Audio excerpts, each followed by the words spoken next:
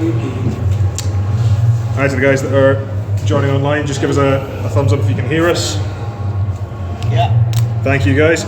Right, so we're going to start doing the same as last week for those of you that are on. So start with questions for Franco. We're going to go in the room first and then online, and then we'll flip it for Kyle. So if anybody in the room's got a question for Franco, yeah. Franco, that's probably the biggest loss of the season for you, if I'm correct. What went wrong tonight? No, I think everything went right for the Lions. They played some good rugby, and I remember it's five turnover tries that came from our half of the field. So well done to them.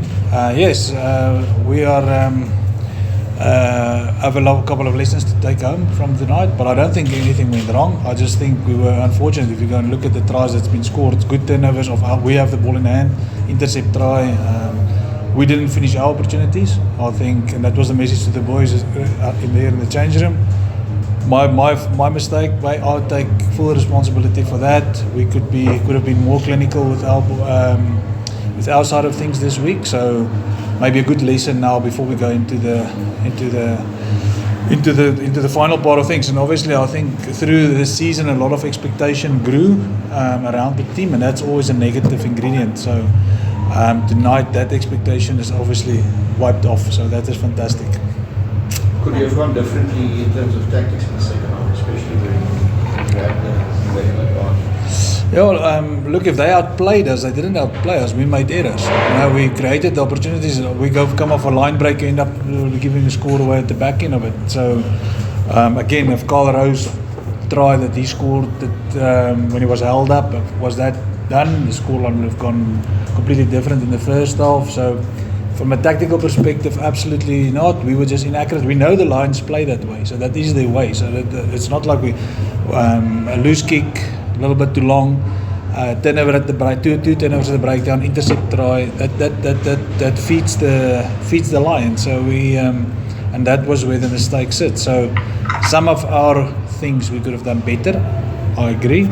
A little bit of reward for the amount of line breaks that we had would have been fantastic, but we just, funny enough, couldn't convert all opportunities in points. And coach, on my side, when the Lions went down to 13 million points, do you feel as if you guys had a missed opportunity to really punish them at that time? Yeah, I think in general we went a little bit off script. I think the guys, we haven't played teams with 14 or 13 players, and that's often, and then you come in a situation where suddenly you get good reward for what you're doing, and you get a little bit overexcited. So again, I would rather flip it over and say that I think that the Lions did extremely well without that player, and so again, lesson for this team to take forward into the next part of the season. Anyone in the room? Yep. Yes. Coach, just assessing the tour of South Africa, how do you feel now going back with one match to go? No, obviously I'm disappointed, and I think the whole group, I'm talking on behalf of the group, I think we're a better team than the scorelines reflected. I think we were well prepared physically. It wasn't the heat, and it wasn't the height above sea level that got up to us. We proved that last week against the Bulls by scoring a lot of points in the last part of the game.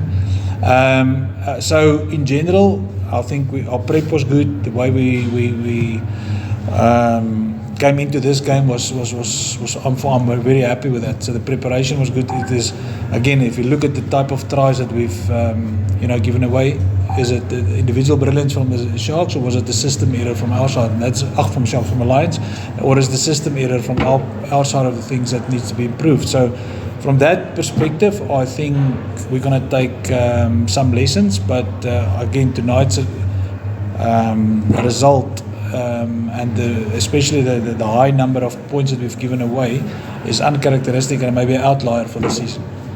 Okay, we'll go to guys on the call. Graham Bean, if you want to go first. We'll get you to go one at a time, and then we'll come back around if anybody's still left. Hi Franco.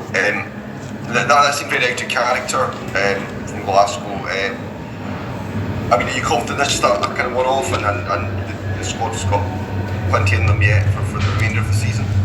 No, definitely. I think we last year in this round more or less went to Munster's home ground and put this amount of points on them, and and then the week after they took a lot of points against the Sharks, if I can remember right. But they bounced back, and that showed the character of that team. And in the final part of the games, they went to Leinster to beat them, and they came to us, which we definitely don't lose that often, and they managed to to play important games from the lessons that they've learned from defeats like this. So we're going to definitely, as a group, have an opportunity now, because I think the whole season we've been doing good enough, and something like this just rips that band-aid off a little bit and will allow us to get back on it.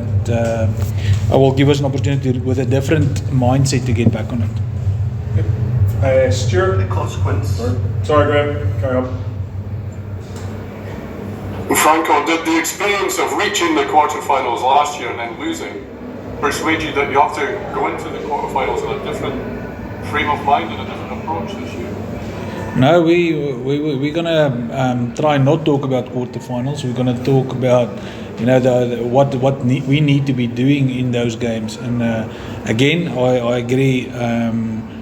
There's a lot of those lessons learned that we will have to apply, and some of we've played two good teams here. We know that they're going to be both in the top 8. So there's going to be we're going to be challenged. So no, we've got enough lessons learned, and we are well positioned still to to bounce back from this. Rob, if you're there. Franco, that's it. Regardless of what you say, I mean, surely that wasn't good enough to lose 4 tries in 10 minutes against 14 men. Sorry, I missed you said wasn't good enough. Yeah, surely in your own mind to lose 4 tries against 14 men in 10 minutes in the second half just isn't good enough for a side that's top of the table. Robert, again, like I've explained up to now, there's probably reasons for that's happened. And I mean, up to now, we got ourselves to the top of the table for not playing games like this. So we're going to take that lesson learned.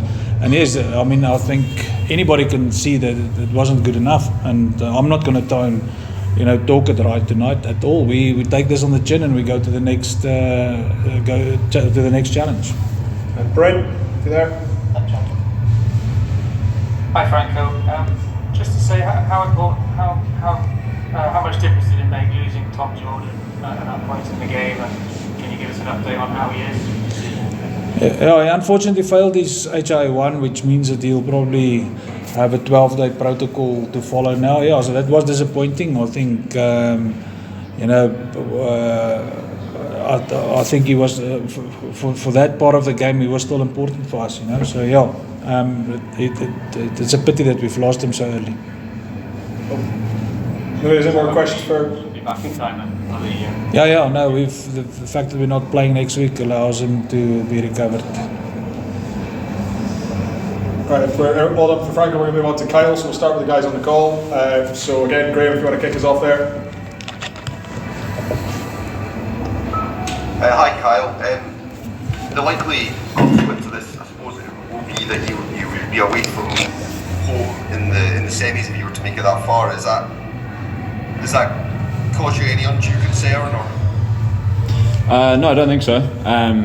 We would have loved to have played as many games, at Scotstoun, and would have loved for our fans more than anything, to be able to play those games in front of them. But I mean, again, like you've seen last year, months they've gone away, they've won all 3 games away from home.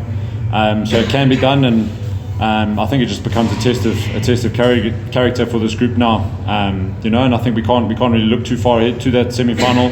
Got a big game at home against Sebra, and then the quarterfinal. So lots to focus on before we get there.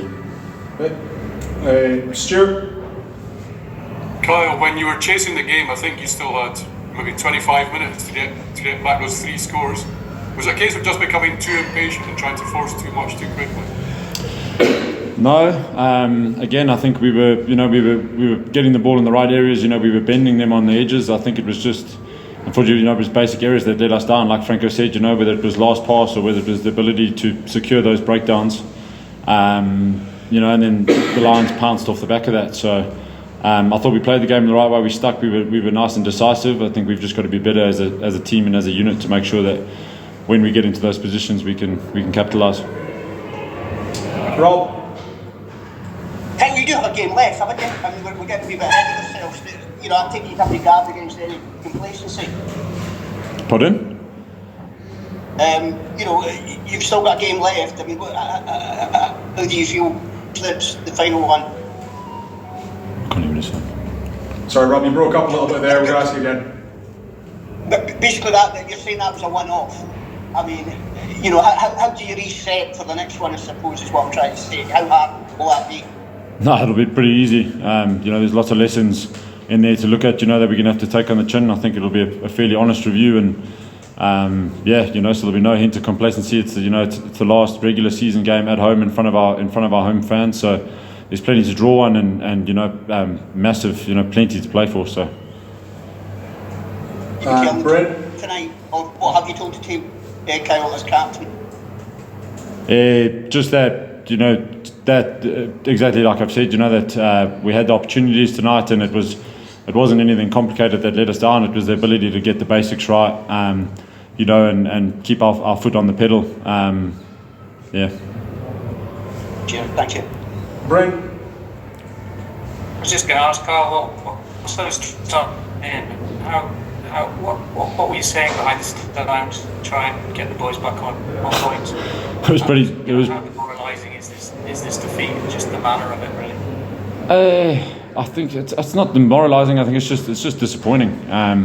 You know, there's a massive amount of work that's gone on behind the scenes to make sure that we've been prepared for these two games. You know, from our coaches and our staff, and again, I think we're looking in all the right areas and saying all the right things. And I think it was a tough one today because it felt like we were saying the right things again, but you know, not getting the correct action off the back of that. So that's something we're going to have to review. You know, as a player group, as a captain, and as a leadership group going forward. But yeah, I think just more disappointing than everything else, you know, for everybody that's putting work into this, and for everyone that supports us back home. Anybody in the room for Kyle?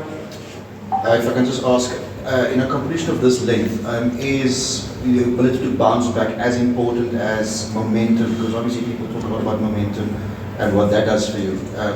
Your ability to bounce back are keys that are crucial.